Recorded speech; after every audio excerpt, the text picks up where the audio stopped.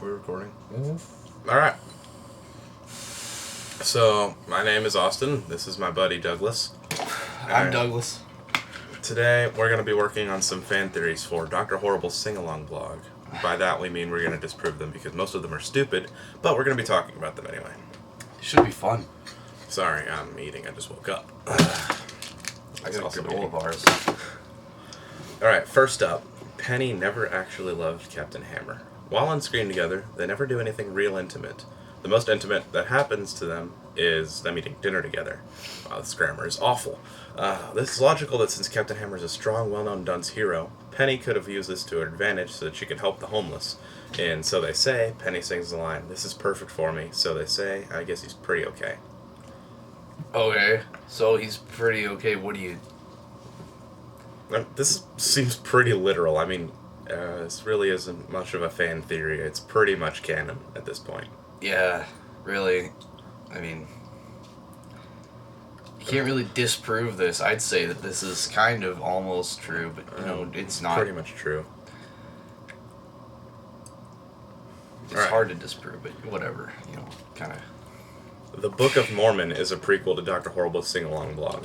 I've never watched that movie, so I can't say anything about this. I've heard about this movie. More crap goes wrong in Uganda after the show, and Elder Price and Elder Cunningham go their separate ways. Elder Price continues to be egotistical and develops superpowers. I mean, really, you can't tell me, you and me, but mostly me, doesn't sound like Captain Hammer. Elder Cunningham continues to be idealistic, but no longer believes in religion to provide the answer. Eventually, both find their way to the same city, no longer able to recognize each other for what they once were. Alright, from the characterization that this fan theory is provided, I think this might be pretty straight up. You're gonna be in the blog now. We're filming. Didn't you see the sign? It says no entry, filming in progress. We're gonna cut that out. Nah. Now. It's Raw. Raw, like WWE on Wednesday nights. I didn't even see the camera. I thought you guys were just looking at the computer. Nope. Be on shot if you're gonna talk. You have to be seen. They need a face with the voice, otherwise you could be a ghost. Woo! Yeah, his house is haunted. It is. I have to breathe oxygen through that because, it is connected to nothing. Honestly, I'm really not seeing I'm not seeing many problems with this. I mean, if I'd watched the Book of Mormon, I might have found something different to help that. I honestly have no idea what the Book of Mormon is, so I can't say anything. Like, from what I've heard, it's just two Mormons who go on a mission trip to Africa. One of them's a jerk, and one of them is not.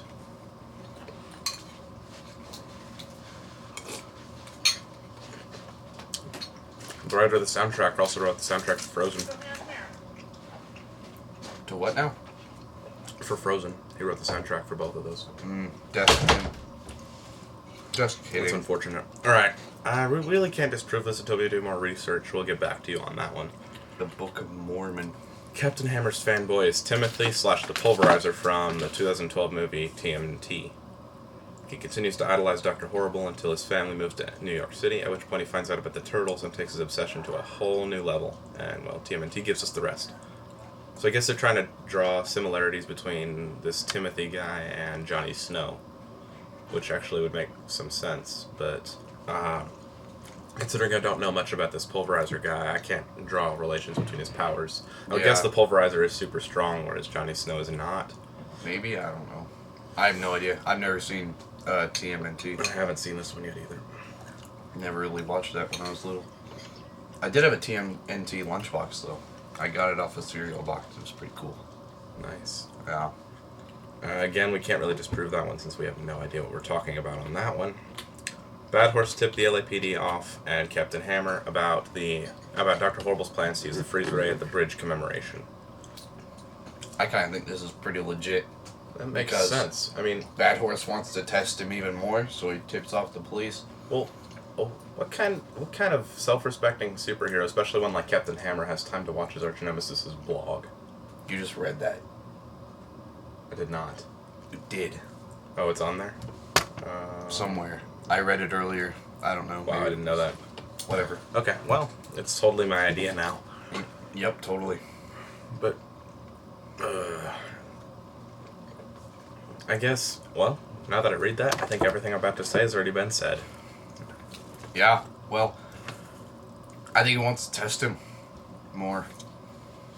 Just like to Like- make sure he's villain material. Yeah, make sure he's ready for the ELE. And since he screwed up that badly, he sent in his ghost cowboys to tell him now he has to kill someone. Bad horse, bad horse, bad horse, bad horse. I love that song, man. That's like the best. It's not. Fave. There are at least 4 better songs in that entire music. Fave. This is not your fave. Your favorite is My Eyes. Shut up. Makes me BT tear Dell's up. my favorite is Brand New Day. It makes me tear up. It is sad. You failed. The scene at the end is Billy giving himself up to the police. I actually give a lot of weight to this fan theory. I really like this idea. I've So, read this before. Like, he comes back from the meeting with the ELE, and he's like, maybe this isn't the life for me. So he just flips on his blog and starts telling the police, hey, I'm Billy, but I'm actually Dr. Horrible. I live here. Come find me. And then at and he the won't end, feel a thing. yeah, that's how he explains the end. Where he's just sitting there all sad in his Or maybe he civilian was clothes. just talking about something random, and then he said a thing, and they just added that to make this theory, and then they created this theory. And then if you take the Whedon brothers, right? Yeah. And they create the theory, and then the fans have a theory, but then the actual actors have a theory. Then you have a triangle, and they all have eyes. So it's Do you know the what you're Illuminati. talking about? Yes, the Illuminati is created this theory. The Whedon brothers don't have theories. What they say is canon, dude. They came up with this. They made a page. They were like, we're a fan, but they really designed the entire thing. If you know what I mean. I know I'm supposed to mess in with your brain. I give a lot of weight to this theory. I think it's a great idea. I just like messing around. Billy / Dr. Horrible is Severus Snape. Sure, that's what they all say. It's that he's reclusive, snarky, ambiguously evil, and he digs redheads. And Captain Hammer, being Who the doesn't ace... dig redheads? I mean, come on. My girlfriend's brunette. That makes any difference to what I just said? Never had the hots for a redhead, man. And Captain Hammer being You the don't know ace, what love is. bullying Dr. I should Horrible, show you. and getting the girl is some kind of James analog. James, I guess, being James Potter. We should probably end this one and start another one.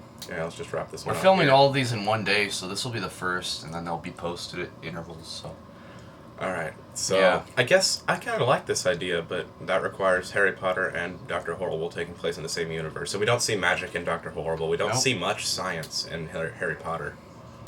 But I guess I kind of but like this Love idea. Potion 10 could be both places. We're not referencing something that's not canon in a fan theory about canon. Fine. I'm just Horrible trying to- Turn has not been made canon yet. Once it I'm is, we can just talk about it. shoving all theories together. I'm just Love Potion 10 is referencing. science, not magic. I'm referencing everything I can. Love Potion 10 is science. I know that. Remember, it's an angiospermically derived chemical solution that acts as a socio-amorous, See, now you're talking about it. quasi-socio-amorous activator. I see that. All right. All right, this is Austin. Number 1. This is Austin and my buddy Douglas. We're signing off. Peace.